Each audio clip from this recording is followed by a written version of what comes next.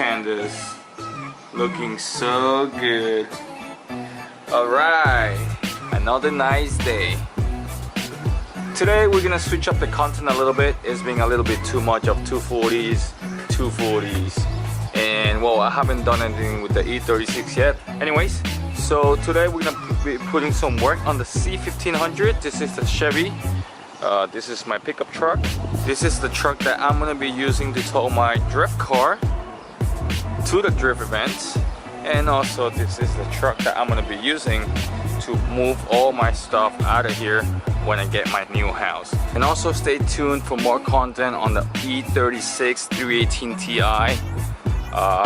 I know that you guys want to see this car drifting, so I'm gonna be working on this car very soon. I just gotta finish with the truck. I'm not gonna even touch this car because this car is in pristine condition. So I might get some coilovers like I mentioned before, arms and stuff like that, but I'm gonna leave it as it is because this car is beautiful. As you guys know from the previous video, I ordered new shocks for the truck. It looks so good. We got some Drift Panda flight tags online at driftpanda.com. So as you guys know, I order new shocks for the truck. The truck's not that bad looking. Now, the reason that I order shocks, because every time that I drive the truck, I feel like that I'm driving a Bolt. It's very unstable, and I don't feel safe driving the truck. So we're gonna make the truck a little stiffer. I've seen good reviews about these shocks. The camera in the set of front and rear. So yeah, it's been a little bit too much of 240s lately. So like I said, we're gonna switch up the content a little bit. The E46, I already decided what to do with it. I got a new shape for the 240. Look at my eyes, I'm so cute, unicorn. So yeah, finally we're putting some work onto the truck. We're gonna be replacing the shocks today. I don't think it's gonna be too hard. It's mostly plug and play, but you know, anyway, I'm gonna show you guys how to do it. Alright, so before we're putting some work into the truck today, I'm gonna show you guys something really cool. So I'm using the Naughty steering wheel, and this is very nice. The quality of it is very good. I like the sway.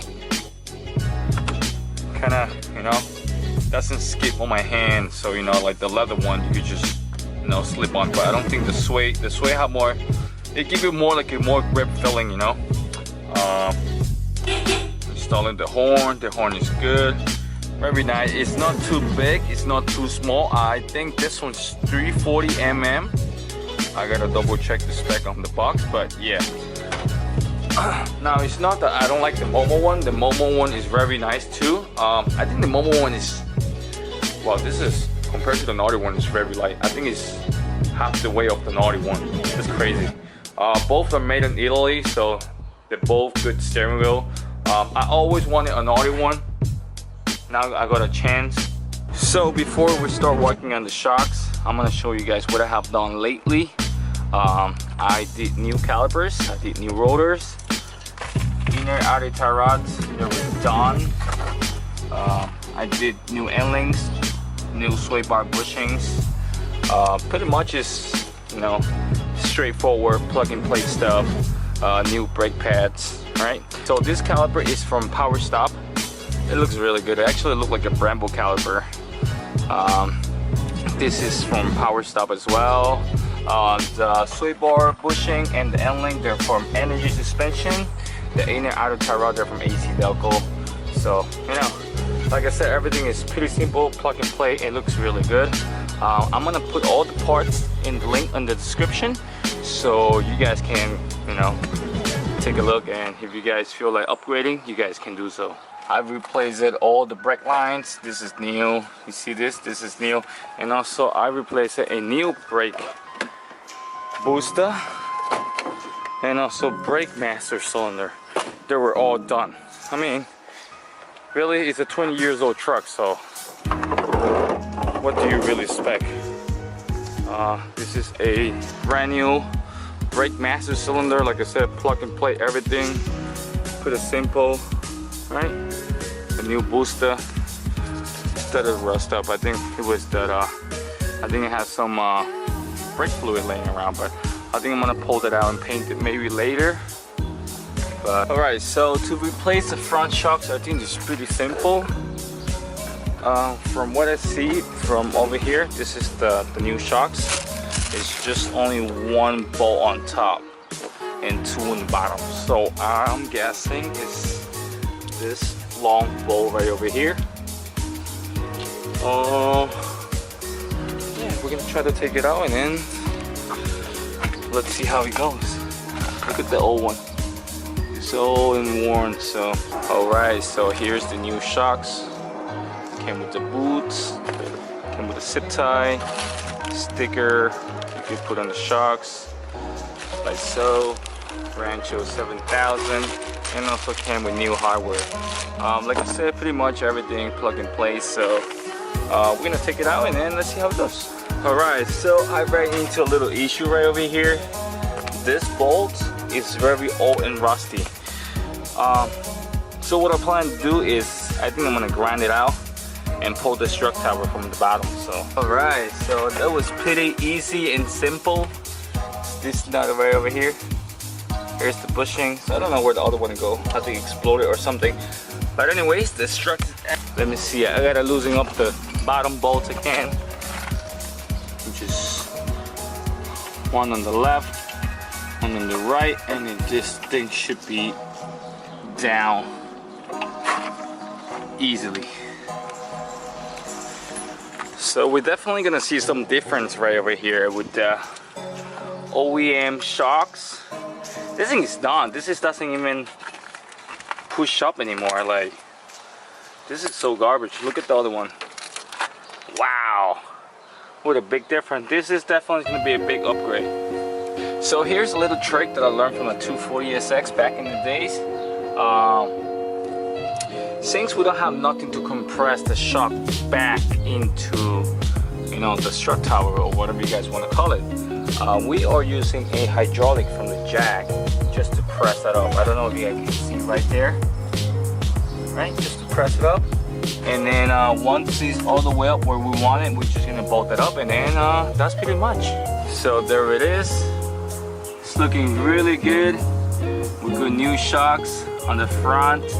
This is the driver's side. Now one thing that I highly recommend is put the sticker on before you put the shock into the spring, because there is very limited room in here and you won't be able to do much. Old shocks, old, rusty, and of course blown. New shocks, nice and firm, brand new, nice and shiny. Just finished with the driver's side. We are gonna proceed with the passenger side. Now on this side, I think I'm gonna have to set problem here with the rusty nut. It's annoying. I really hate this. I'm not gonna even attempt loosening it up. I think I'm just gonna waste my time.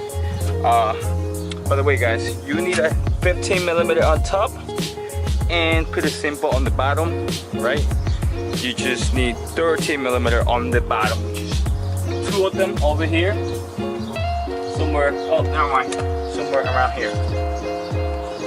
Simple, very simple. Same on this side. New caliper, brake lines, end-link bushings, iron and outer tie rods, energy bushings. It looks really good. New rotors, of course. This thing's stopping very good. I love it. Okay, so the passenger side shocks are out. Rusty, ugly. So I couldn't unbolt the bolt. I just decided to grind it. Here's the grinder. Just make sure that you guys get a good fit out of it, because if not, you're gonna cut your AC line, your brake line, and all that kind of crap. So pretty much plug and play. Here's the new one. And make sure that you put your sticker before you dump it into the springs, and then pretty much just reverse the process, and then that's it. So the passenger side is just done. It's looking really good. Finally, new shocks. The front ones are really easy to do. The rear one, I heard they're really bad. I mean, they're really hard to do. I'll probably do it on the next video. Here's a little walk around of the truck. It's pretty clean, no rust on the bed. This truck is 20 years old and look at the condition of it. I think it's pretty good, you know, and the most important, the body is not rusted up, which is crazy. Alright, it's just a little dirty, but I'm planning on put bed liner on the back. Okay. I guess I'm just gonna wash it, take all this crap out, throw some bed liner on it, make it look great, and then I might upgrade some seats. I don't know. Still gotta fix the clutch fan because I think the clutch fan is bad because the AC blows hard when I'm only on driving. So something's up with it. Yeah, I'm gonna put the wheel back on and then I'm gonna go for a ride. Alright, so that's pretty much for today's video. I really wanted to bring the truck for a spin before I conclude the video. But unfortunately the battery died, so our charge is still like turned off, but it doesn't. I think I'm gonna do that on next video. I'm gonna have a whole bunch of videos coming up for the E36. Make sure that you stay tuned. Hit that subscribe button if you haven't, because there's gonna be a lot of content coming up. Like usual, if you like this video, please give it a thumbs up. If you have any questions, just let me know. You know, I'll be more than happy to answer you guys. And as usual, see you guys next time.